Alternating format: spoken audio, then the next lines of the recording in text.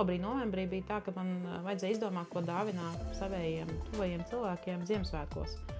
Un tad es ieraudzīju internetā skaistas formiņas, un tad man radās ideja, ka es viņas varētu ar kaut ko foršu piepildīt. Atradu bišu vasku, bet bišu vasku krāsa man īsti nepatika, neuzrunāja. Un tad es ieraudzīju, bija tāds sojas vasas, un tad es viņu sāku pētīt, kas tas tāds īsti ir, un mani uzrunāja tās viņa sastāvdaļas, tā viņa darbošanās. Un tad es izdomāju izgatavot savus secītes pirmās. To procesu es iemācījos internetā, YouTube'ā.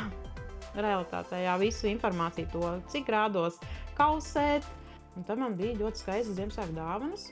Man draugi sāka prasīt, vai nevaru uztaisīt vēl kādu svecīti izlietu, jo viņiem gribās uzdāvināt citiem. Un tad es sapratu, ka tas man patīk, tas man aizrauj, tas man nomierina tā visa darbošanās, tās idejas, realizēšana, viss. Un tā Sabile vienmēr bijusi man tā sirds pilsēta. Un tad es domāju, kāpēc nevarētu būt tas mazais puzles gabaliņš arī no Sabiles. Tad es izdomāju, ka jā, man būs Sabiles sveces. Šeit jau ir apmēram nepilns gads jau pagājis, kopš es ar to darbojos. Tālākais, kur ir devušās manas sveces, ir Spānija, Holande, Zviedrija, Anglija.